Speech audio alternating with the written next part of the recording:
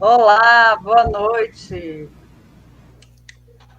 Boa noite. Boa noite. Boa Boa noite. Agora já está ao vivo. Boa noite a todos que estão aí ouvindo a gente também. A gente está começando agora a segunda live da Conectamos e é com muito prazer que estamos recebendo aqui hoje os nossos 3 pesquisadores que estão atuando no projeto de modernização do Museu Monteiro Lobato. Nessa primeira etapa, eu vou pedir para cada um se apresentar rapidinho, mas temos aqui o André, que é museólogo, o Thales, que é historiador, conservador e restaurador, e o William, que também é historiador. Então, pessoal, façam as honras, por favor, e logo a gente continua o bate-papo. Então, boa noite. Eu sou o André Fabrício Silva. Como a Diana falou, sou museólogo e também sou historiador de formação. Trabalho como coordenador de educação patrimonial aqui em Mariana, na prefeitura, e também atuo no projeto como museólogo. Eu tenho formação, tenho mestrado em museologia e patrimônio pela Universidade Federal do Estado do Rio de Janeiro, a Unirio, e também atualmente eu faço doutorado no mesmo programa, trabalhando com questões de patrimônio, território, tragédia, pensando um aspecto imaterial do patrimônio. Bem, boa noite a todos e Obrigada, todas. André. Obrigado. Meu nome é Thales Gayan, sou restaurador, formado na Fundação de Arte de Ouro Preto, historiador também formado pela Universidade Federal de Ouro Preto, e junto aí a Conectamos na área da pesquisa. É isso. Obrigada, Thales. Pode ir, William. Boa noite a todos e todas. Sou o William, sou formado aqui na Unital, em História, como a Diana falou. Trabalhei durante 2 anos ali no Museu Monteiro Lobato, como estagiário de História. Agora estou aqui na Conectamos para tocar essa pesquisa aí, modernização do museu. Os meninos estão tímidos hoje, gente. Falando não mencionei que eu sou também da região, né, do Vale do Paraíba. Eu, como muitos paulistas e muita gente do Vale, principalmente, conheci o museu na infância, né? E é um retorno também curioso. Essa é uma experiência que eu sempre acho curiosa de trazer, assim. Isso é importante. Isso acho que é muito legal, né? A gente, né, somos todos da mesma geração e temos a oportunidade de trabalhar no espaço que fez parte do nosso início de imaginário museológico, né? Isso acho que é a primeira experiência, pelo menos a minha, até publiquei esses tempos atrás uma foto minha criança dentro do Museu Monteiro Lobato e foi a minha primeira experiência museológica. Eu acho que assim como a minha foi a de muitas outras crianças, né? Então do Thales, do William também deve ter sido.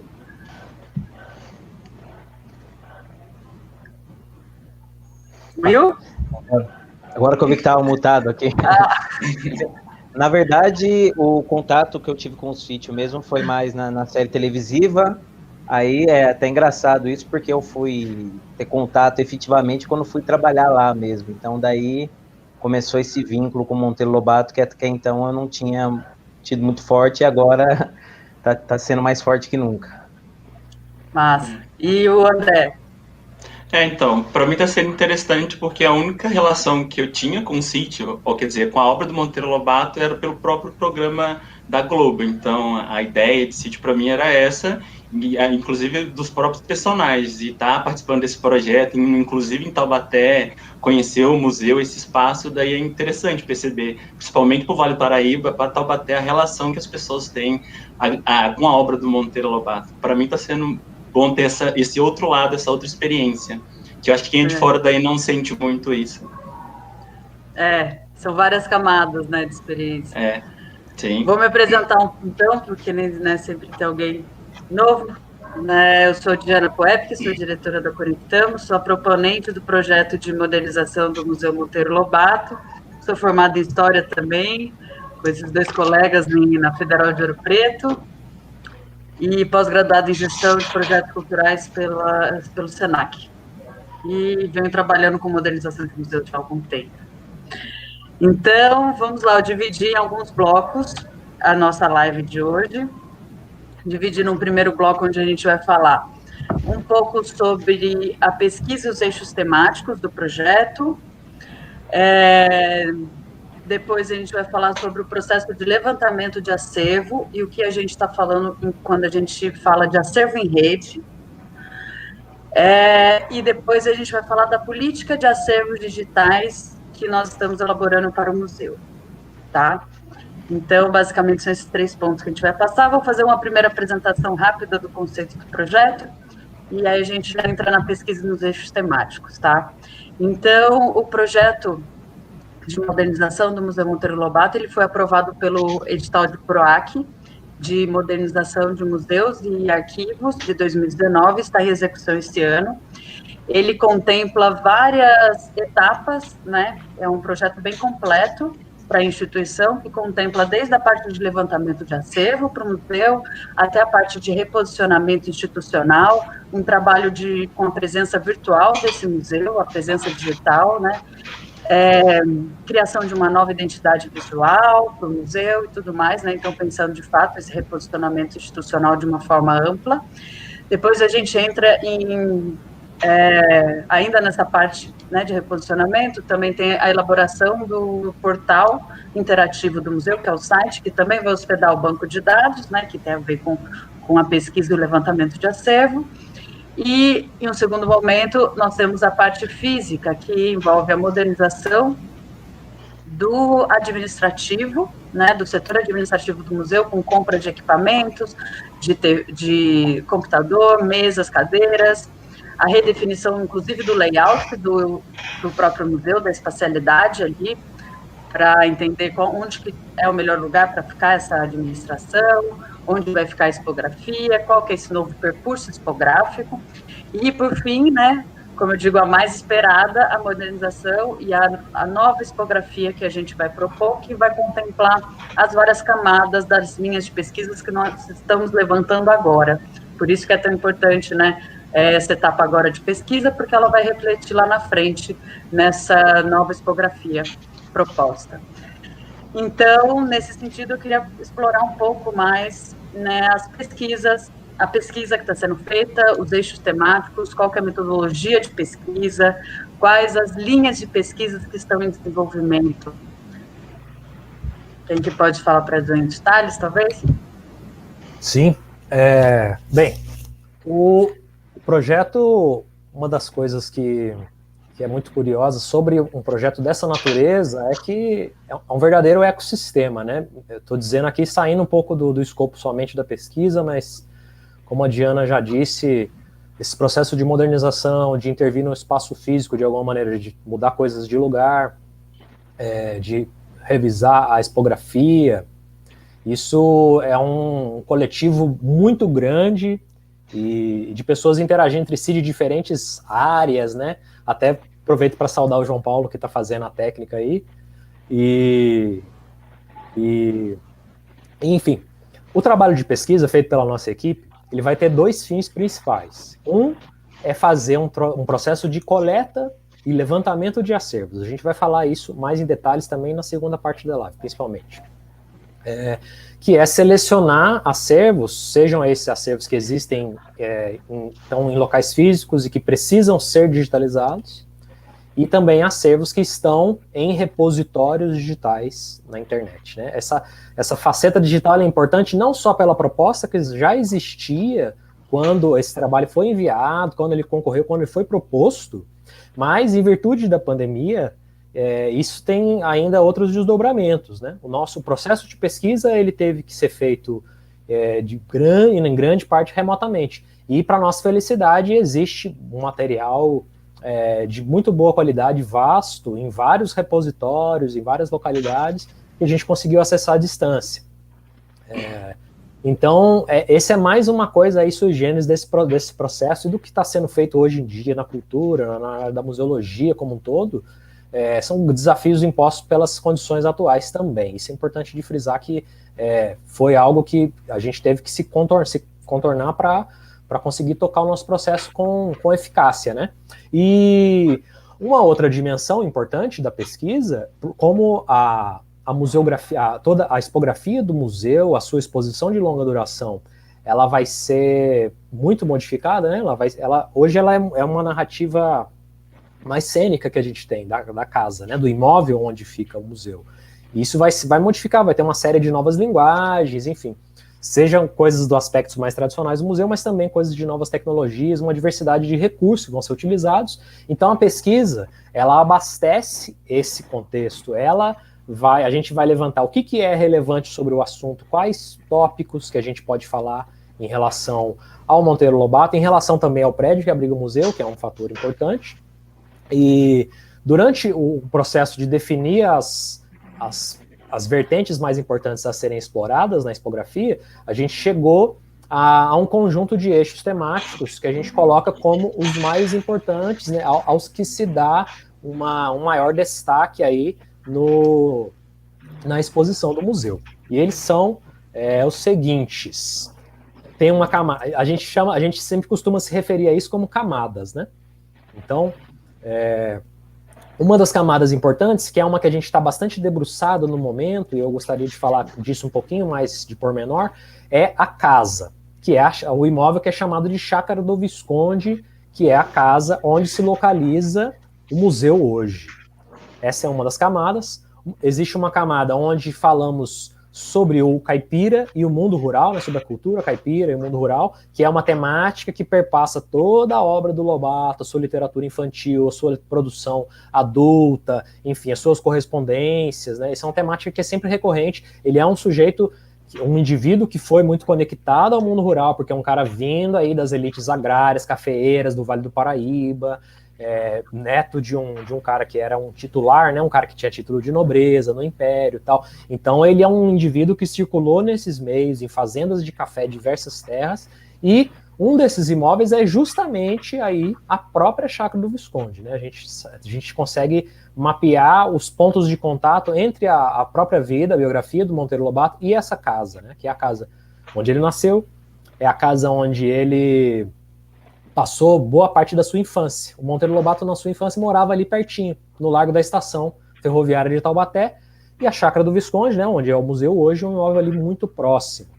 Então, tem uma relação. Então, a chácara, o imóvel, ele é um assunto à parte, mas que também dialoga com o patrono do museu, aí no caso, que é o Monteiro Lobato. Um outro eixo aí importante ser falado é um panorama mais amplo da vida e da obra de Monteiro Lobato. Esse ocupa um espaço considerável aí na nossa pesquisa, no conteúdo que está sendo criado, e ele diz respeito ao quê? Aspectos biográficos, a vida familiar, a sua militância política, a sua obra adulta, ela vai ser colocada aí principalmente, e a obra adulta aqui do Lobato é importante dizer que ela é baseada...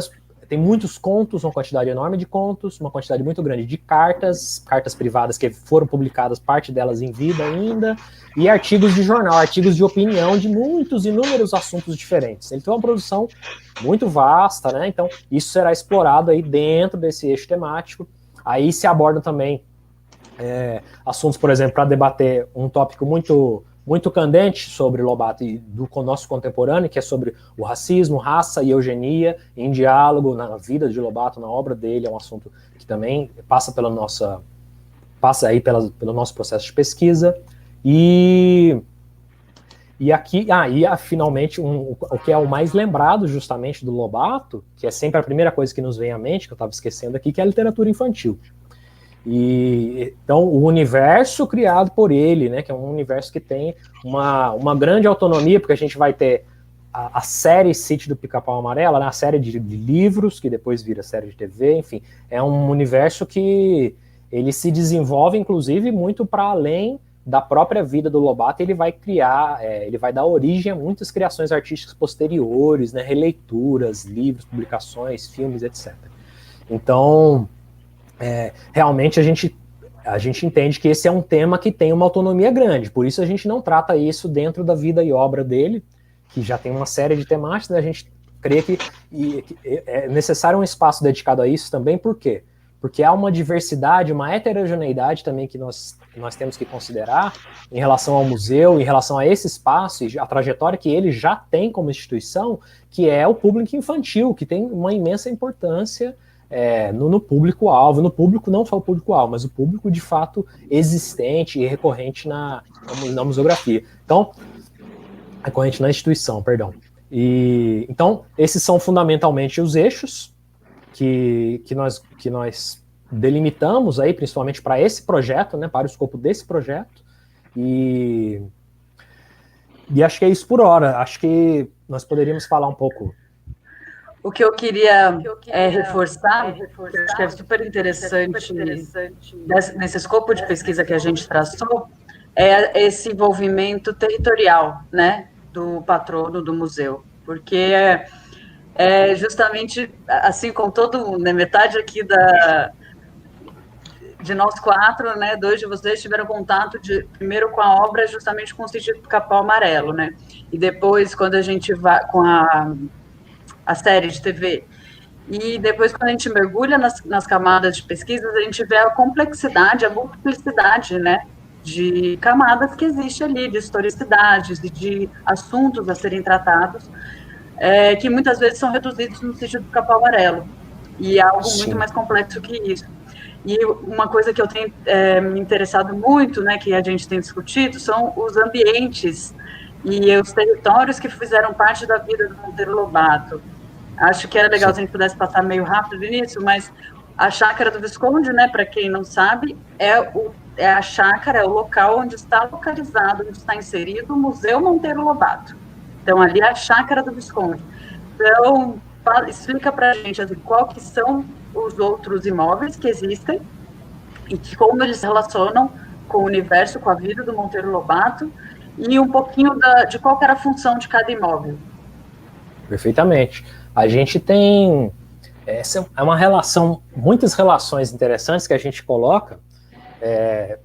Uma das coisas que eu coloquei, que nós já falamos, essa relação do mundo do Lobato com o mundo rural, a presença disso na sua obra infantil, né, no sítio do Pica-Pau, e existe desde tempos, isso há muitas décadas, né, existe esse questionamento. A gente tem até encontramos inclusive correspondências da Purezinha Monteiro Lobato, a esposa do Lobato, falando sobre isso, onde as pessoas perguntavam com muita recorrência. Isso acredito que começou a acontecer com maior intensidade logo depois da morte do Lobato, as pessoas se indagando aonde é o real sítio do Pica-Pau Amarelo. Essa é uma questão que muitas pessoas se debruçaram tentando responder, ou reivindicaram que tal lugar. O que a obra do Lobato aponta e as informações que a gente tem aponta é que justamente a sua vivência e a sua relação muito íntima e profunda com esse universo rural, com os lugares em que ele habitou, que compõe de uma maneira, como uma espécie de mosaico, o imaginário do que se imagina, do que se concebe ser o sítio do Pica-Pau Amarelo. Quais são esses locais? Um dos locais é a própria Chácara do Visconde. Então, é uma terra grande, tá, gente? A terra que é ocupada, a quadra onde se localiza o museu hoje, é uma fração muito pequena do que foi esse terreno originalmente. Era um terreno de 19 alqueires, aí próximo de 460 mil metros quadrados, que seria a área original. Hoje a área deve estar em torno de 24, 25 mil, não me lembro agora. Então a gente tem que imaginar isso, um espaço muito maior, área verde com pomares, plantações, pastos e outras estruturas. Esse é um local onde Lobato passou a sua infância, e era propriedade do seu avô, o Visconde de Tremembé. O Visconde de Tremembé era proprietário de diversas fazendas, tá? De diversas terras, na sua maioria produtoras de café, também tinha criações de gado e outros itens, mas sobretudo lavoura de café. Uma das suas fazendas era uma fazenda chamada Fazenda São José do Buquira, num lugar, justamente numa vila chamada de Buquira, que eu acredito que pertenceu a Taubaté, se não me engano, em algum momento foi pertencente a Taubaté, e que hoje é o município, está localizado no município de Monteiro Lobato. Também uma fazenda, uma terra muito grande. Quando o avô de Lobato, o Visconde de Tremembé, faleceu em 1911, o Monteiro Lobato herdou essa fazenda e se mudou para lá com a família, recém-casado, tinha casado há poucos anos, e vai tentar a vida como fazendeiro, e acaba se aborrecendo, enfim, surge a história do Jacatatu no meio dessa coisa, e ele acaba vendendo a fazenda, vai para a capital, vai mexer com editoras e tudo mais. Esse também é um local muito importante, hoje é um espaço de memória dedicado a Monteiro Lobato também, a fazenda está preservada, pode ser visitada. Tem um outro espaço. Pode falar. Um adendo para se localizarem, né? Que é interessante que até hoje, se a gente sair de São José dos Campos e for para Monteiro Lobato, a gente passa por um bairro que chama Buquira, ou Buquirin. Depende, né, de qual que é o seu sotaque. Mas existe até hoje esse bairro, né? E é bem no caminho para a fazenda do Buquira. Legal. Tem um outro espaço, uma outra fazenda também, um outro espaço rural, que é a Fazenda Santa Maria, que é, se não me falha a memória, indo do caminho de Taubaté a Ubatuba, naquela direção. Fazenda Santa Maria, que era uma fazenda pertencente ao pai de Monteiro Lobato.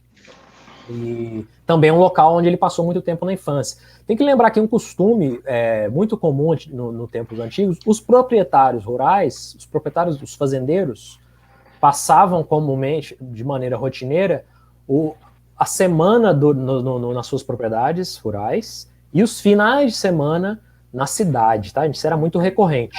Então, por exemplo, o Visconde Tremembé tinha um solar, uma casa urbana grande no centro de Taubaté, que não existe mais, foi demolido. Ele tinha essa chácara, que é onde hoje é o museu, que é uma terra meio rural, mas é perto da cidade, né? E tinha suas fazendas. Os pais de Lobato tinham uma casa em Taubaté, no largo da estação ferroviária, que também não existe mais, e também a Fazenda Santa Maria, por exemplo, que era pertencente ao pai do Lobato. Então, esse trânsito entre um espaço e o outro era comum.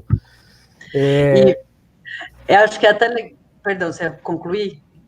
Pode tocar. Não, porque o que eu acho que é legal, que até alguém comentou aqui, que o João colocou na live, né, que sobre esse mito, né, essa obsessão pelas origens do verdadeiro sítio do Pica-Pau Amarelo, né, dentro da história, a gente chama isso muito de obsessão pelas origens, qualquer origem de algo, né, então essa é uma questão super polêmica, né, qual que é de fato o verdadeiro sítio do Pica-Pau Amarelo. E por isso que eu quis pedir para o Thales enfatizar tanto esses espaços que fazem parte do universo da vida do Monteiro Lobato, porque um caminho que uma hipótese, né, um caminho que a gente tem trabalhado muito forte dentro da pesquisa, é que o sítio do Pica-Pau Amarelo, esse imaginário literário que existe, né, que é do âmbito da literatura, ele, na verdade, é um fruto de todas essas vivências, né? É muito difícil, né? A gente não está falando de uma literatura realística, né? Nem um conto... como que fala? Perdi agora a palavra. Um fruto da imaginação. Quando não é não ficção. A gente não está falando de um tipo de produção que é não ficção, né? Tipo isso. Então, é algo da literatura fantástica e tudo mais. Então, a gente consegue identificar ao longo da literatura e dos livros elementos de cada um desses espaços que o Thales trouxe. Isso que é muito interessante. Né? Então, existe sempre essa polêmica que eu acho que a gente tem que entender também, essa polêmica que ela vem muito do comercial, do marketing, né? Para atrair turista, para atrair visitante. Então, você sempre trabalha muito essa questão do que é legítimo, do que é verdadeiro, do que é original, né? Então, mas são sempre postulações muito questionáveis, né? Então, a gente tem entendido muito isso, que ele se inspirou em várias dessas vivências, né? É muito difícil imaginar que ele não se inspiraria. Todos são lugares fantásticos, né? Tanto a Fazenda do Buquira quanto a Chácara do Visconde, quanto a Fazenda Santa Maria, né? Assim como solares dentro da própria cidade de Taubaté, enfim. Todos os espaços ligados à formação dele. Eu vou até ler um trechinho, uma carta da dona Purezinha, aqui respondendo a perguntas sobre o Lobato, né, posterior à sua morte, e ela fala assim: o sítio do Pica-Pau Amarelo está situado por aí e seus moradores, desde a boa Dona Benta, a velha tia Anastácia, tio Barnabé, as crianças, até o Saci, é tudo nosso. Evoca velhos amigos, é gente da velha Taubaté, é gente do Vale do Paraíba. Então ela mesmo situa nesse terreno, né, da imaginação. e a gente sabe justamente que tem os elementos de inspiração, eles estão abundantes em todos esses espaços, né, como a Diana disse. É um composê aí, um mosaico de grandes influências. Sim, e que antes da gente entrar para as próximas partes do roteiro, né? Só contextualizando, que acho que tem muita gente que entrou depois, mas a gente vai falar logo nos próximos blocos sobre o levantamento de acervo, o conceito que a gente tem falado de acervo em rede, e a elaboração da política de acervos para o museu, tá? Então, a gente vai chegar lá. Mas antes, falando dentro dessas linhas de pesquisa desculpa, gente. Falando ainda nas linhas de pesquisas que estão em desenvolvimento, qual que você acha que é o maior desafio, Thales, na sua opinião? Puxa vida, hein? Eu acho que o maior desafio, sem dúvida, é a nossa síntese. Eu acho que esse é o grande desafio, porque nós temos aí um volume verdadeiramente colossal da obra produzida e escrita pelo próprio Lobato, infantil e adulta, né? Então 2 âmbitos grandes. Nós temos acervos diversos, né, imagens, muitas referências visuais, fotografias, elementos diversos. Nós temos muita pesquisa escrita e produzida sobre o Lobato. Pesquisas como, por exemplo, da professora Marisa Lajolo, que dedica uma vida, décadas pesquisando Monteiro Lobato. Escreveu diversos livros. A pesquisa do professor Osni, que é um grande colaborador aí da nossa pesquisa, também é um indivíduo já dedicado, um cara dedicado há décadas, que se tornou um grande erudito de Lobato, da sua obra. Muitos pesquisadores, a gente tem a sorte, na verdade, de ter essa abundância de pesquisas, mas é um desafio imenso. Fazemos uma síntese que seja eficaz, que consiga comunicar um público amplo, um público diverso, com linguagem acessível, que seja intuitiva, que seja direta, que não seja entediante, né, que seja uma experiência que seja agradável, mas que seja educativa, que proponha reflexões, que proponha questionamentos, que seja atualizada, que seja contemporânea. E fazer isso de maneira sintética, condensar um conteúdo muito grande dentro de poucas linhas, dentro de elementos que são breves, né, resumidos, porque afinal de contas o museu é uma experiência de tempo ali de algumas horas que se passa no espaço, então a gente tem que conseguir colocar dentro de uma caixinha coisas muito grandes. Assim. Concordo. E ainda mais, eu ainda adicionaria, ressaltaria, porque você já falou, que é o condensar todo esse conteúdo sem perder a postura do museu de ser um espaço de reflexão, de provocação, né? O museu, ele não tem mais essa função de idolatrar, né? Apenas uma figura. E isso é muito comum dos museus históricos pedagógicos do interior, que sempre levam o nome de um patrono, que inclusive esse patrono, gente, sempre tem relação com a cidade. Tá? Não é só o Museu Monteiro Lobato, não, que eu já ouvi algumas pessoas achando que não, né, isso é uma exclusividade do Museu Monteiro Lobato, e não. O Museu Histórico Pedagógico Conselheiro Rodrigues Alves tem relação com a cidade de Guaratinguetá, o Museu Histórico Pedagógico Oswaldo Cruz, que agora se chama Museu São Luís Paraitinga, que eu entreguei a modernização ano passado, tem relação com São Luís do Paraitinga, né, nasceu. Então, todos os museus históricos pedagógicos que levam o nome de um patrono, eles têm relação, sim, com a cidade.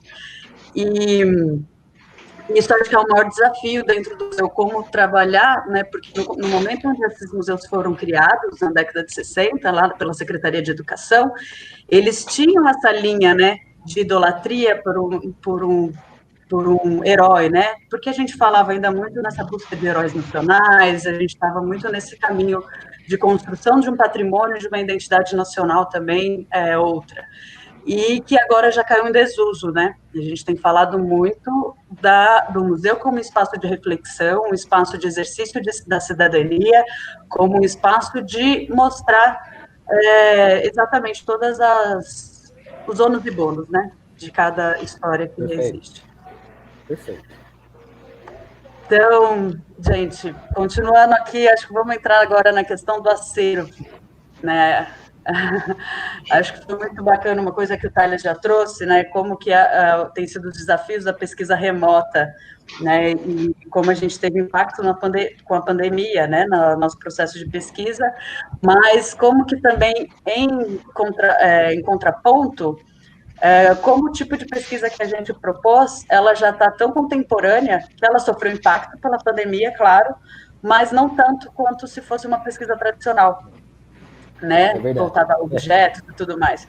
Então, isso é algo que deixa a gente muito feliz, porque quando a gente propôs o projeto em 2019, muita gente olhava para o projeto e achava algo muito para frentex, né? Então, e a pandemia fez isso com a gente, né? Ela fez a gente caminhar 100 anos em 3 meses. Então, é muito legal, muito importante para a gente ver que essa metodologia de pesquisa ela fez sentido, mesmo depois da pandemia, né?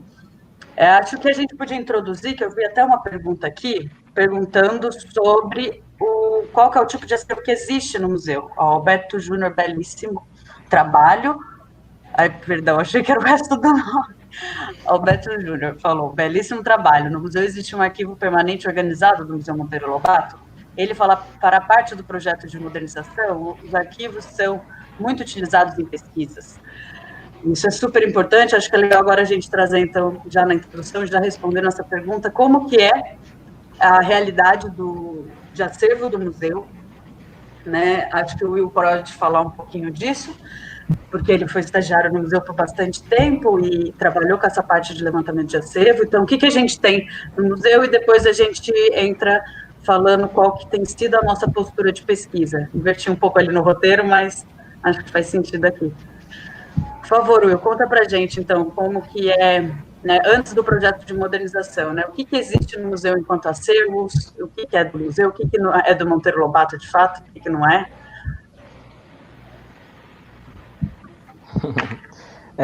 Primeiramente, depois dessa introdução belíssima que o Thales nos propôs, fica até um pouco difícil falar.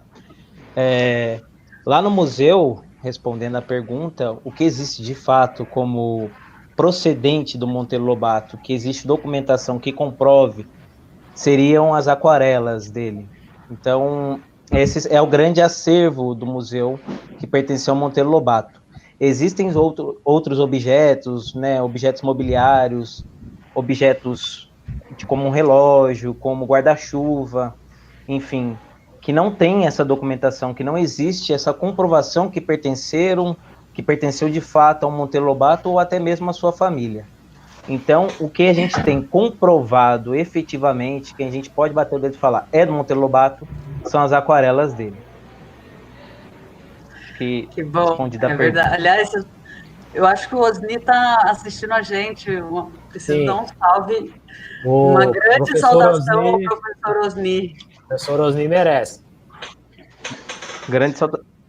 Só um complemento, além dessas aquarelas, também primeiras edições dos livros, né? Então esse é um outro acervo também que a gente tem lá, né? Livros autografados pelo Monteiro Lobato e primeiras edições também. Então esse seria o grande acervo que existe no museu. Fora isso, existe um acervo mobiliário do século XIX, porém não existe essa confirmação da procedência. Complementando, né, a sua resposta, que os museus, isso foi sempre uma questão nos museus históricos pedagógicos, né? Quando eles foram criados na década de 60, foram criados no âmbito da Secretaria de Educação e não foram exatamente para museus ou para espaços que tinham acervos, né? Então, às vezes, isso aconteceu a mesma coisa no Museu do Oswaldo Cruz, de São Luís do Paraitinga. Então, a gente entra no museu e ele não tem acervo, de fato, sobre o patrono, ou o acervo, ele não tem uma coerência ou uma coesão com o objeto museológico presente, né, proposto pelo museu. Por isso que na outra live a gente até falou um pouco do programa do CISEM, que fez planos museológicos para todos esses museus, para atualizar essas instituições, e isso envolve também a atualização desses acervos, porque é muito comum. Muita gente entra, né, no Museu Monteiro Lobato e acha que tem um vasto acervo sobre o patrono, que tem muita coisa. Então, assim, tem coisa que é realmente do Monteiro Lobato e várias outras não se tem a comprovação, não quer dizer que não é, mas a gente precisa, para um acervo ele se constituir como um acervo mesmo, inclusive estar inventariado, a gente precisa ter uma documentação dentro da catalogação desse acervo. Aí o que é importante a gente falar também é que a gente está fazendo esse processo de tentar, o Will, quando foi estagiário, fez bastante, né, esse tipo de pesquisa, de traçar a origem dos objetos que estavam lá, e é algo que a gente não vai conseguir esgotar, porque tem objetos lá que são complexos de se traçar a origem, mas a gente espera que o museu possa continuar essas pesquisas pela origem desses objetos que estão lá, né, porque a gente não tem algo documentado falando de fato de onde que é, de onde que não é, exige essa pesquisa. Bem, vamos lá. Então, diante dessa realidade que a gente está trabalhando com um museu que tem pouco acervo sobre o Monteiro Lobato em si, trabalha muito mais no âmbito da literatura, né, entende a literatura e todo o trabalho material como um acervo. Então, como que está se dando o processo de levantamento de acervo dentro, né, do projeto para o museu? Quem que fala? Pegando um pouco o gancho do que foi falado para o Thales, né, dessa complexidade de trabalhar um autor tão multifacetado, a gente da pesquisa aqui fez uma espécie de mapeamento de instituições e pessoas que poderiam ter esse tipo de acervo, que poderiam compor nosso acervo. Então, a partir disso, a gente fez essa triagem. Eu até separei aqui algumas instituições e pessoas para serem citadas para a gente entender um pouco melhor do que eu estou falando, né? Uma dessas instituições é o SEDAI, né, o Centro de Documentação da Unicamp, que possui um arquivo do Monteiro Lobato, talvez o maior arquivo que contenha itens do Monteiro Lobato, que traga, né, objetos, enfim, sobre Monteiro Lobato. Inclusive, fica já até o convite para a próxima live, que a Diana vai fazer esse convite mais formal, mas na próxima semana vai estar o pessoal do SEDAI aqui falando um pouco desse trabalho. Além do SEDAI, né, a gente contatou também, como o Thales falou, né, mesmo com a pandemia, a gente conseguiu fazer todos esses contatos remotamente e ter acesso a esses arquivos, né, como, por exemplo, as fotos, né, do casarão que estão no repositório do IFAM. Então, também é um acervo que a gente buscou. Além disso, né, para citar algumas pessoas aqui, o bisneto do Monteiro Lobato, né, o Ricardo Monteiro Lobato, que talvez seja o nosso acervo mais importante que a gente conseguiu digitalizar e ter contato, né? Fomos lá presencialmente ter contato com esse acervo. E que foi incrível, né? Até teve uma pergunta, adicionando, aproveitando que teve uma pergunta aqui que alguém, Roberta Silva, perguntou se existem na região descendentes do Lobato que morem na região e se existe essa pessoa representante da família tem alguma ligação com o museu, né? Então a gente teve o prazer de conhecer o Ricardo Lobato, que foi muito solista no momento, né, e muito generoso em compartilhar acervo para a gente poder digitalizar e incorporar esse acervo digital do museu. A gente teve acesso a coisas incríveis, a fotos, a objetos, a livros, a edições de livros raríssimas que a gente conseguiu digitalizar e vai estar na íntegra para consulta no site do museu, né? Então, esse acho que foi muito rico.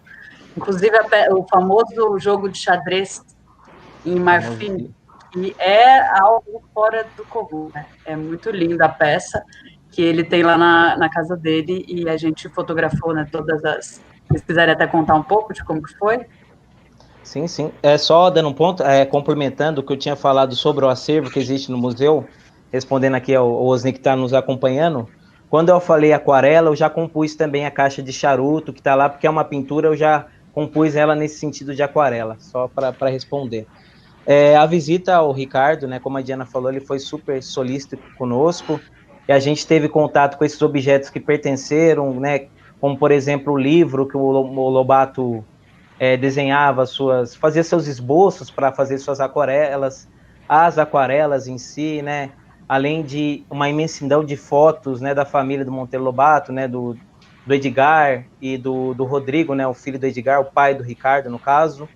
Além disso, né, nós tivemos também contato com, que eu acredito que seja até algo inédito, né, todo esse acervo que a gente está levantando e vai disponibilizar no nosso acervo digital, como, por exemplo, aquela pintura do vaso, que é uma pintura completamente diferente, um vaso de flores completamente diferente do que a gente está acostumado a ver na pincelada do Lobato, né, das aquarelas dele. Acredito que aquilo foi algo muito interessante, além do busto, né, e como a Diana falou, dessas obras, edições diferentes, um vasto acervo mesmo que a gente teve contato.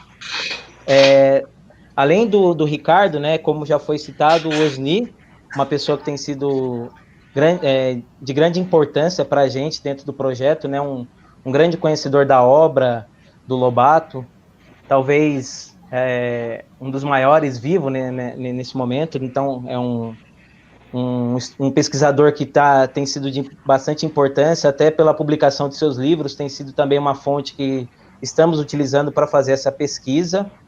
E para finalizar essa parte, né, de instituições levantadas, além disso, né, como o Thales falou, o Monteiro Lobato tem esse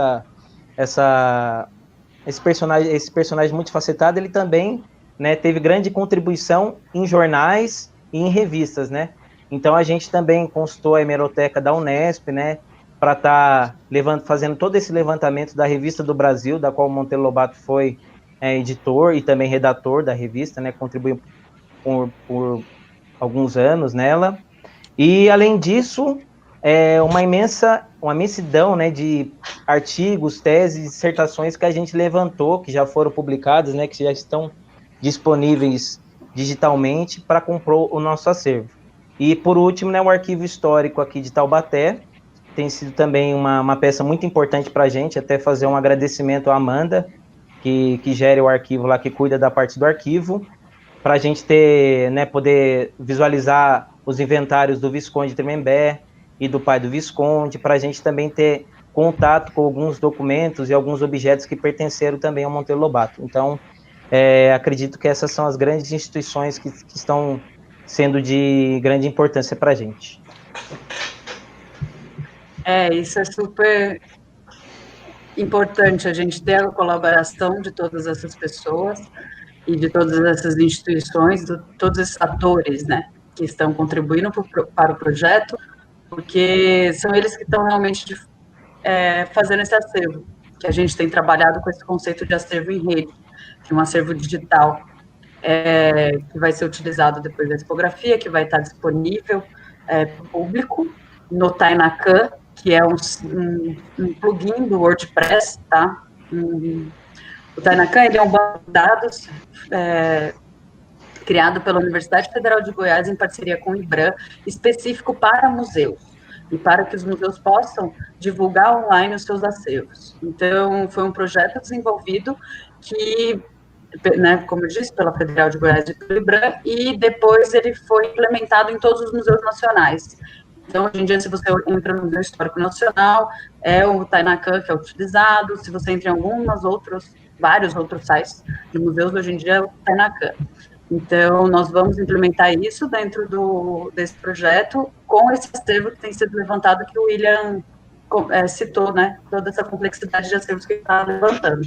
Então, até alguém perguntou aqui como que os acervos e a pesquisa vai estar disponível para o público. Ela vai estar disponível através do acervo disponível online e através da tipografia, né, que a gente trabalha esse acervo na exposição.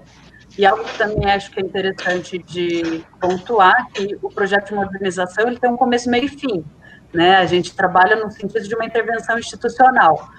Depois, a gente entrega esse projeto, a gente encerra o projeto em dezembro, e isso fica nas mãos do museu. Então, o museu precisa dar continuidade também com as ferramentas e com o trabalho de comunicação do acervo, porque não é até dezembro que a gente vai conseguir alcançar toda a complexidade, né, das camadas de comunicação do museu, né? A comunicação museológica, ela, enfim, é uma área mesmo dentro da museologia super complexa, super importante para o museu, tendo em vista que o museu ele tem, né, dentro das 3 funções museais, aí o André pode falar um pouco mais para a gente, mas é pesquisa, preservação e comunicação, né, André? É isso. Isso. Então, a comunicação do acervo, a comunicação da pesquisa é uma função intrínseca à instituição museológica, e aí a gente, né, não é algo que só o projeto de modernização vai conseguir findar. Então, dando um gancho agora em tudo que o Will falou, vamos explicar um pouco como que a gente tem trabalhado, o que é esse acervo em rede, né? A gente tem ido na casa das pessoas, tem ido em instituições, digitalizado acervo, sistematizado isso dentro de HDs, dentro de um sistema de backup super complexo. E o que é isso? O que é esse acervo em rede?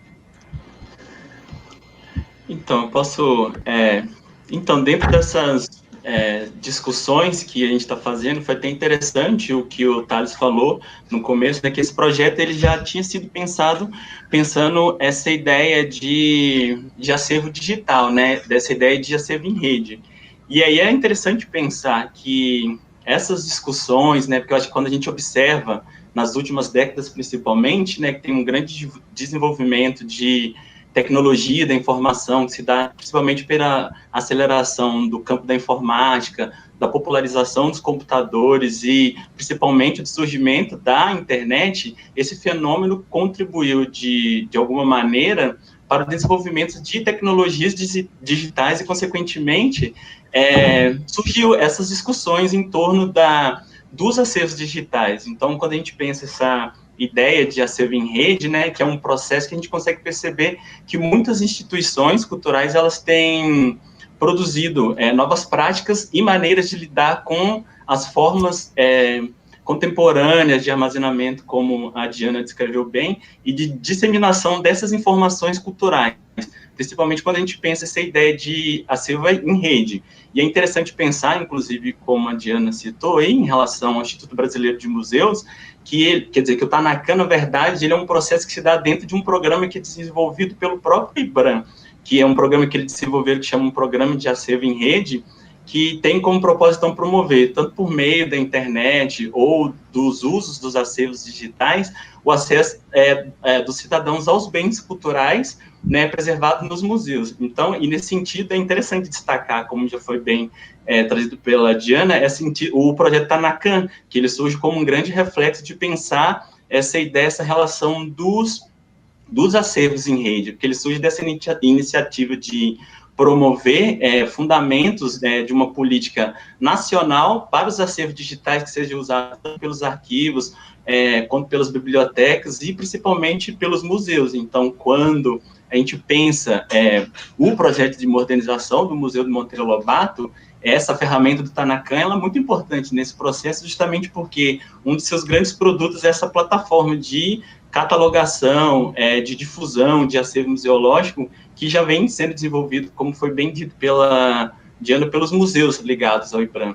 Então, quando a gente pensa essa ideia do museu mesmo, de trabalhar com, porque a gente está o tempo inteiro aqui falando de acervo, e é importante frisar que a gente está trabalhando com essa perspectiva de acervo digital. Então, que o museu, com esse levantamento dos acervos que a gente está fazendo, ele se estabelece no intuito de criar, dentro do museu, uma rede de acervos digitais de diferentes instituições, né, tanto privadas quanto estatais, assim, que possuem acervos relacionados à missão do museu, né, que compactue com a missão do museu e que, dessa forma, ele possa ser implementado dentro dessas coleções e das próprias ações educativas museais do museu.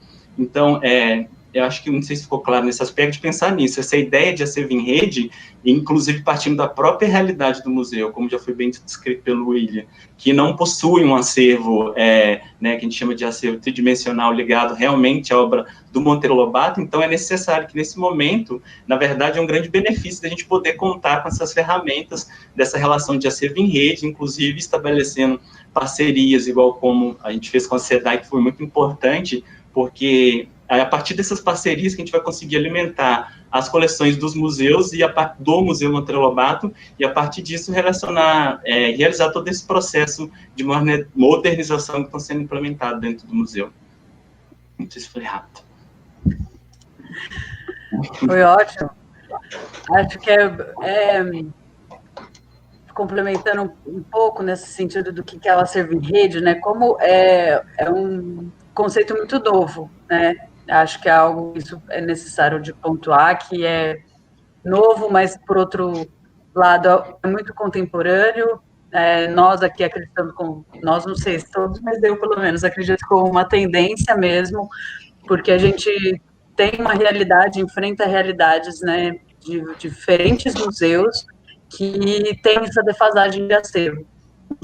Óbvio que a gente está falando mais de museus do interior, e aí eu queria trazer um exemplo que faz muito sentido, essa questão de acervo em rede, e que é o trabalho que a gente desenvolveu em São Luís do Paraitinga, né, que é uma cidade que perdeu tudo na enchente de 2010. E aí, no marco de 10 anos dessa enchente, a gente entregou lá o museu em comemoração aos 250 anos da cidade, como marco dos 10 anos da enchente. E a gente teve o mesmo processo de pesquisa, a mesma metodologia de pesquisa foi implementada no projeto de modernização, e a gente está falando de uma cidade que perdeu tudo da enchente. É diferente, né, agora, se a gente fala de um museu que ainda a gente consegue encontrar coisas em diferentes instituições.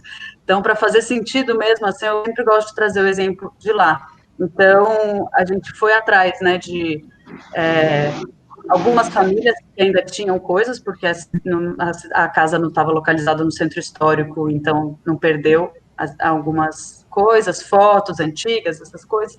Fomos atrás de instituições como o Arquivo de Taubaté, um outro agradecimento à Amanda também, que ela foi muito importante, ela sempre muito generosa com isso, o Unital, o Arquivo Público do Estado de São Paulo, enfim, várias instituições cederam acervos digitalizados, ou já tinha digitalizado, ou a gente digitalizou, várias acervos públicos ou privados, para compor e criar qual que é o escopo do acervo do museu. Lá também a gente utilizou Tainacan, tá, como sistema de organização desse acervo, e lá fez muito sentido, né? Acho que eu gosto muito de trazer esse universo, que faz muito sentido, porque aí você entende, a gente está falando de um lugar onde perdeu tudo, onde a gente precisa falar do material, a gente estava falando do que é ser luizense e tudo mais.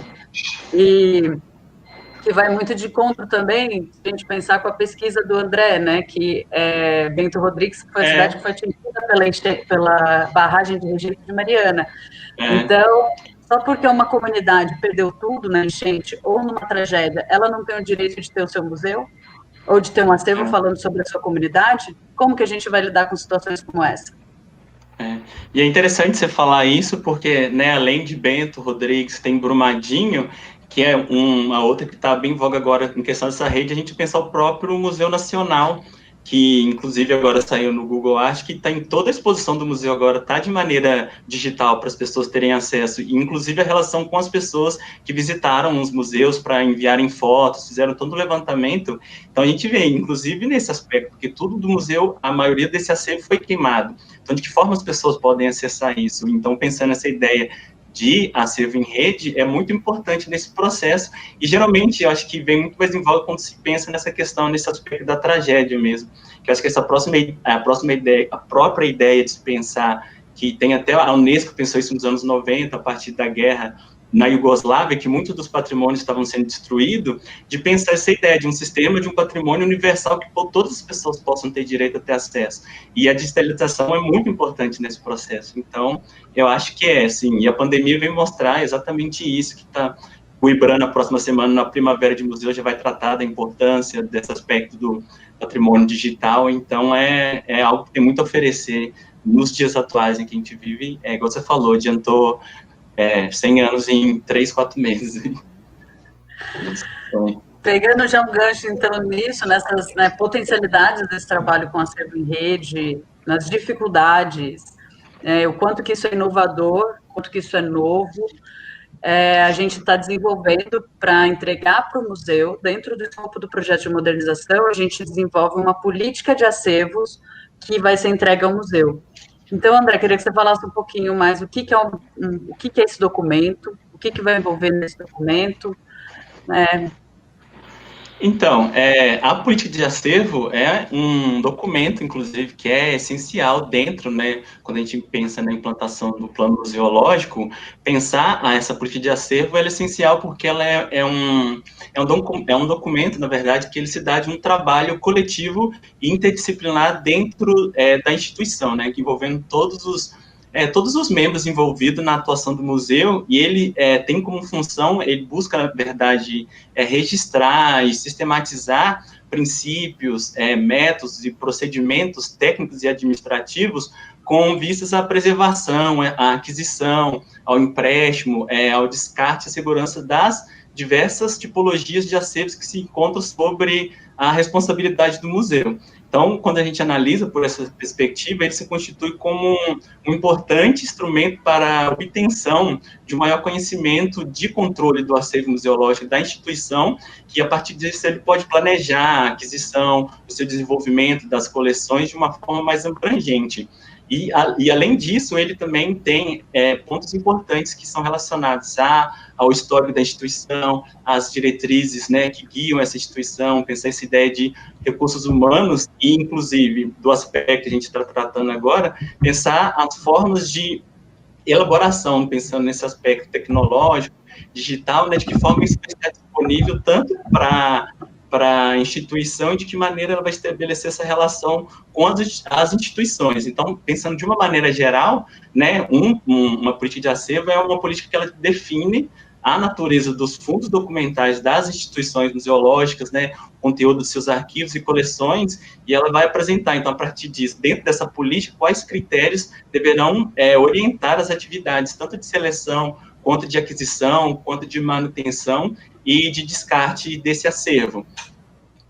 E aí eu acho que aproveito para, inclusive, fazer um gancho, né, porque quando a gente pensa, pensando já nas particularidades do projeto que a gente está desenvolvendo, né, que a gente está pensando esse projeto, então, de estabelecer, inclusive, a partir do levantamento de acervos digitais. Então, é interessante a gente pensar que ele já tem, ele se insere dentro de uma discussão que ela já vem sendo levantada, inclusive, desde os anos 90, quando, desse debate, inclusive, que eu já falei, que tem a ver com esse programa, né, que é a Memória do Mundo, que foi criado em 1992 pela Unesco, né, com o objetivo principal, inclusive, de assegurar a preservação, né, por meio de técnicas mais apropriadas do patrimônio documental mundial. E depois disso, a gente teve em 2004, tem a Carta para a Preservação do Patrimônio Arquivístico Digital da Unesco, né, que ela busca ainda, porque ela ainda serve como uma grande referência, né, conscientizar e ampliar as discussões sobre o legado cultural em formato digital. Então, ela se manifesta através disso, dessa necessidade de se estabelecer políticas, estratégias e ações que garantam a preservação, pensando a longo prazo, do acesso contínuo a esses documentos digitais. E eu acho que, além disso, assim, vou pensar também que no Brasil tem algumas cartas de preservação do patrimônio arquivístico digital brasileiro, que principalmente que são elaboradas pela Câmara Técnica de Documentos Eletrônicos do Conselho Nacional de Arquivos, que acho que é mais conhecido como CONAC, que eles estabelecem uma série de diretrizes, inclusive para pensar a preservação do acervo digital, e tem, inclusive, alguns que são bem importantes, que é interessante pensar nesse processo, que são as diretrizes que se relacionam à presunção de autenticidade dos documentos, né, arquivísticos digitais, que foi elaborado em 2012, que ele busca tratar, inclusive, desse aspecto mesmo, da autenticidade dos documentos arquivísticos digitais, né, elabora diretrizes para a guarda desses documentos, que se encontram sobre ameaças de se perder, porque o objeto digital ele é muito fácil de ter perdido, então é necessário se pensar nisso. Então, quando a gente pensa, voltando para o projeto da política de acervo, essa particularidade dele se estabelece, então, levando em consideração todas as discussões que já vêm sendo feitas, né, em estabelecer critérios e parâmetros para a aquisição, a digitalização e a catalogação desses acervos digitais, de maneira a contribuir dessa forma para a preservação desses acervos, né, e possibilitar que outros olhares, a partir do momento que a gente traz esse acervo pelo museu e que ele é musealizado, né, fazendo parte do museu, ele contribui para dar um novo olhar, perceber novas narrativas a partir do momento que a gente insere eles dentro da coleção do museu. Então, acho que pensando nessa ideia de agregar, que o museu agrega essas digitalizações, eu acho que essa política de acervo é importante, porque para a gente pensar que não faz sentido apenas só trazer esses arquivos digitalizados para dentro das coleções do museu, porque eu acho que ele se mantém por meio das suas informações e por meio da sua comunicação. Então, pensando nessa particularidade dessas políticas de acervos digitais, que é o caso específico que a gente está trazendo, justamente por isso, pensar em condições de acesso e formas de preservação desse patrimônio digital, tipo formas de acondicionamento, que a gente pode pensar que a gente discute isso mesmo, de colocar nas nuvens, uma pesquisa de maneira a facilitar o acesso a esse acervo, de forma automatizada, que a gente já discutiu aqui, que vai usar muito o Tanacan, que é uma ferramenta perfeita, bem democrática nesse processo, e além de outras formas de comunicação que se estabelece por meio, pode ser pelas exposições virtuais, por meio do ambiente web, mas e principalmente pela expografia do museu. Assim, trazendo essa questão para essas particularidades do plano de acervo, da política de acervo. Não sei se eu fui muito longo. Sim, a política de acervo, ela tem sido um documento muito importante, para a gente dentro do processo de pesquisa, porque não existe, isso acho que é legal de pontuar, que não existe nenhum tipo de documento como esse, até na última live, que a gente fez com o Davi Caser, que é com a presidência do Davi, que é do CISEM, ele, inclusive, reafirmou isso e falou que, acho que, se não me engano, o Paço das Artes de São Paulo está fazendo uma política de acervo digital também, mas agora está no começo, É um museu que recentemente fez algo parecido, mas não criou uma política, não criou um documento como esse, mas fez um acervo digital, utilizou o Tanacan, é o Museum, que é da Oi Futuro, no Rio de Janeiro, que inclusive a Bruna, museóloga desse museu, estará com a gente numa live, e agora eu não me lembro a data, mas vai ser divulgada no Instagram da Conectamos. Mas a gente vai ser na Primavera de Museus, que a gente vai fazer uma programação na Primavera de Museus específicas para falar sobre acervo digital e acervo em rede, trazendo pessoas, trazendo outras experiências, que é o tema contemporâneo, que também tem tudo a ver com o tema da Primavera de Museus.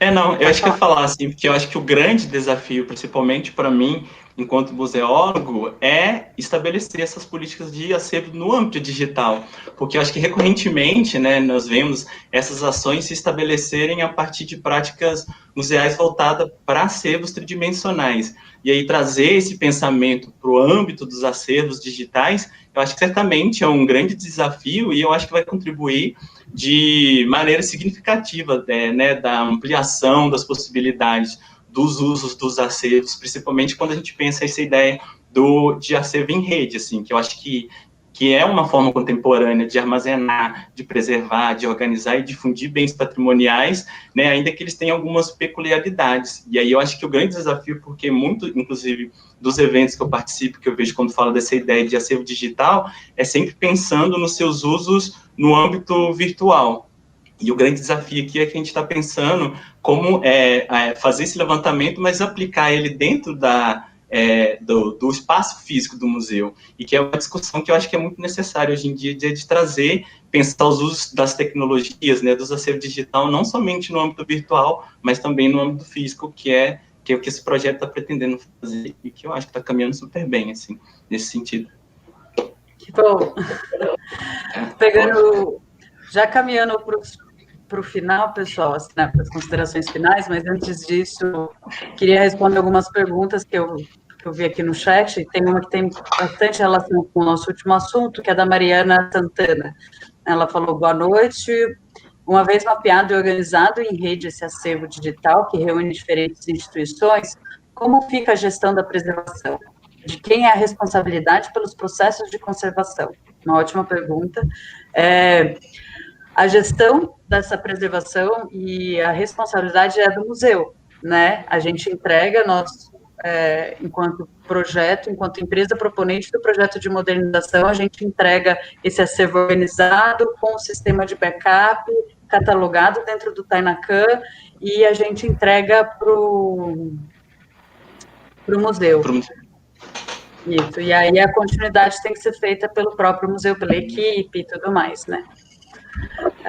E só complementando que a política de acervo, inclusive, serve para esse pós-entrega dessa exposição, porque ela vai estabelecer, inclusive, os critérios de aquisição desse acervo digital, porque, assim, é muito dinâmico, né, e gigante esse acervo, então tem que ter uma política de maneira que esse acervo se ligue de alguma forma com as próprias coleções que já estão no museu, e principalmente no processo de digitalização, nesse processamento, né, de tratamento dessas imagens, porque tudo isso tem que ser tratado, né, de pensar, quando se dá vida para esse objeto de maneira digital, todas as questões têm que ser levadas em consideração para não deteriorar tanto né, a autenticidade do objeto que a gente fala, da aura, da grande aura dos objetos. A aura dos objetos, polêmica entre nós, né? Horas de discussão na equipe de pesquisa para falar de aura do objeto. Tem um outro comentário aqui do Alberto Júnior perguntando se a gente trabalha com depoimentos também, memória oral, por exemplo. Alberto, acho que te convido a conhecer, que inclusive já foi aberto o Museu São Luís do Paraitinga, ele já está recebendo visitação dentro dos protocolos sanitários, e é um museu que ele foi inteiro feito dentro de memória, utilizando depoimentos de memória oral, que na verdade é uma das especialidades da Conectamos, né? A gente tem tanto esse projeto quanto o projeto do Museu da Mantiqueira, que é um museu virtual, um dos primeiros do Brasil também, de 2013, que trabalha a musealização do depoimento oral dos sujeitos mantiqueirenses, né, trabalhando seus modos de ser e estar naquele território. Então, te convido a conhecer esses dois projetos, são muito lindos, são muito incríveis, trabalham muito com memória oral. Para esse projeto do Monteiro Lobato, a gente não vai envolver memória oral por hora, a gente está estudando até fazer um extra, tá? Mas no projeto original que foi entregue ao PROAC, né, não envolve memória oral, porque também assim, a gente tem uma limitação técnica e financeira muito importante, né? Lá em São Luís do Paraitinga foi inteiramente dedicado à memória oral, né? A gente fez imersões lá durante o ano inteiro, né? Festa do Divino, Carnaval, Semana Santa. Foi ótimo, passei o ano inteiro em São Luís. Então, para esse projeto não está incluso, tá? Dentro do PROAC, do que foi entregue para o PROAC, mas a gente está estudando fazer um extra, né? Estou pedindo para os pesquisadores, para todo mundo, para a gente ver se a gente faz algo, mas acho que nada impede, a gente tem deixado o caminho aberto para que, né, isso possa ser explorado para o museu. E algo que também eu queria pontuar aqui, que não é a intenção do projeto e nem tem como o projeto esgotar todas as possibilidades de pesquisa, todas as possibilidades de comunicação, de execução, de preservação, né? A gente fala assim, que eu gosto muito de usar a fala de que o plano museológico que foi feito pela CAN, pela Expomos, não sei se eu já falei hoje, mas que esse projeto é baseado no plano museológico que foi feito pela CAN, pela Expomos e pelo CISEM. Aí eles deram o primeiro passo. Nós estamos fazendo a execução desse plano museológico, com o projeto de modernização. Nós estamos dando o segundo passo. E tem que vir mais outros, né? Que outros mais venham ao longo do tempo, que outros profissionais possam se envolver com esse museu também. E essa pluralidade, acho que é muito importante. E a continuidade do trabalho também é muito importante. Sim. Eu acho sobre isso, eu acho que esse é um elemento muito importante para se ter em vista quando a gente discute o projeto, que é essa dimensão episódica dele, né? Então, o projeto vem, ele intervém nesse espaço, nesse contexto, ele renova, e para que ele deixe um legado positivo, precisa de duas coisas. Ele tem que primeiro deixar um legado sólido da documentação, né? O que o André nos disse, política de acervo, planos museológicos, tem que ter diretrizes muito bem estabelecidas. E um outro legado é a continuidade da instituição. A instituição manter, dar continuidade a isso e renovando isso, porque exatamente isso é um assunto inesgotável. Isso pode dar origem a inúmeras exposições. Todas as horas a gente fica pensando, nossa, isso aqui dá uma exposição legal e tal. É uma infinidade de coisas. Eu que fico contando eles. Exatamente. Quer dizer, o museu tem que ser dinâmico, né? Nós vamos entregar uma nova exposição de longa duração, que vai ficar ali por um tempo, talvez um tempo considerável, mas ela não vai esgotar as possibilidades de abordagem disso, de maneira nenhuma. Aquilo vai ser substituído, vão ter novos olhares, novas abordagens, novas divisões, né, de interesses, de tópicos, enfim. Então, essa natureza, essa compreensão no tempo, porque o museu é muito fácil a gente pensar o museu, um museu já dá uma ideia, aquela ideia mais tradicional do museu, que ele é mais ou menos do mesmo modo, ele mantém uma estrutura coesa ao longo dos anos, e a gente tem uma visão que é bem dinâmica, assim, que acompanha a passagem dos tempos, né? Perfeito. Teve aqui só mais uma pergunta, e a parte externa da vegetação externa? O Antônio Mauro Ortiz Martins. Então, Antônio, já seguindo nesse mesmo caminho que a gente estava falando de recorte, de limitação orçamentária, né, de a gente ter um trabalho pontual, a gente não vai trabalhar efetivamente com restauração da parte interna, nem intervenção, e além de que o projeto nem pode fazer intervenção física, né, no museu, não vai ter, sempre é bom reafirmar, porque teve muita gente que achou que o projeto faria intervenção física, né, no espaço, e não, né, o espaço é tombado e tudo mais, então existe um outro nível de complexidade para fazer um trabalho ali na área externa, né? Inclusive existe um projeto lindo, incrível, de ampliação do museu, eu espero muito que com esse projeto agora, o museu comece a ter mais visibilidade para possíveis patrocinadores e tudo mais, e possa executar esse projeto de ampliação que envolve a área externa, né? Então, às vezes a gente olha, acho que agora que a gente está mais envolvido com o projeto, a gente vê que todo mundo, né, observa muito o museu, olha muito as coisas que tem ali, e às vezes não imagina todo o trabalho que a equipe lá já faz e tenta implementar diversas ideias, diversos projetos, mas não é fácil colocar isso em prática, né? A gente sabe como é financiamento para a cultura no Brasil, mas eu espero com todo o carinho que isso possa acontecer, porque são projetos lindos que acontecem, que a equipe lá do museu almeja, né? Bem, gente, eu acho que eu passei por todas as perguntas, tentei dar uma olhada aqui, foram várias, quero inclusive agradecer a presença de todos, agradecer a participação aqui na live, muito importante ter vocês com a gente nesse momento desse projeto, ter essa interlocução, né? Então, agradecer aos 3 pesquisadores incríveis que estão nesse projeto, que estão aqui nessa live também. Muito obrigada. Muito obrigado. O convite e a participação de todos. Só fazer um comentário, também eu passei tão rápido pela minha parte ali que acabei esquecendo de citar alguns nomes, né? Em especial agradecer também, obviamente, a toda a equipe do museu que tem ajudado a gente com o projeto, né? Não só a coordenadora, né, a Tina, mas também os estagiários, tanto a Laís quanto o Sérgio, que tem ajudado a gente nessa digitalização das obras completas, né? Que é um dos pontos que compõe o nosso acervo, essa disponibilidade das obras completas do Monteiro Lobato. E eu gostaria de fazer esse agradecimento especial aí. Um beijo, Tina. Pra não Tina esquecer, tá vendo né? a gente aí, hein? Tina tá aqui? Eu não vi. Beijo, Tina. O Xuxa, né? Beijo pra Tina. Isso acho que é sempre fantástico. A gente falou isso um pouco na outra live, né? Mas é sempre bom reafirmar o tanto que a equipe está colaborando com o projeto e participando do projeto, né? Então, eles estão fazendo digitalizações lá do acervo que existe lá, dos livros, né? Como o Will falou.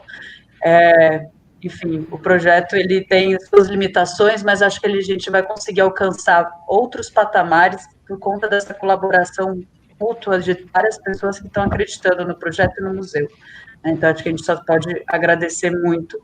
E quero convidar todos para a próxima live, que vai ser na quarta-feira que vem, às 19 horas, e vai ser com a diretora técnica e a diretora de processamento, o coordenador de processamento do SEDAI, que é esse centro de documentação da Unicamp, que possui um dos maiores acervos sobre o Museu Monteiro Lobato. E também convidar já que, depois dessa live, tudo que a gente tem feito está virando podcast. Agora viramos podcaster, galera. Então, porque às vezes é uma forma mais fácil, né, de ouvir essa live depois, não precisa ser pelo YouTube. Então, o João tem editado as lives, feito algo mais condensado, e a gente vai lançar um canal no Spotify. Podcast ali, o João já está falando, podcast Conectamos. E sempre agradecer muito ao apoio do João e da Isa, que são da equipe de comunicação da Conectamos, e estão aqui conosco, e, enfim, curta nossas redes sociais, @Conectamos, Conectamos no Instagram, @ConectamosDeus no Facebook, tem no LinkedIn também, logo mais no Spotify. Acho que é isso, gente. Alguém tem mais alguma consideração final? Depois desse meu jabá blogueira. Não, é isso aí. Obrigado a todos aí que assistiram. Tem pessoas queridas aí vendo a gente. Galera que está interessada no projeto, da cidade, né?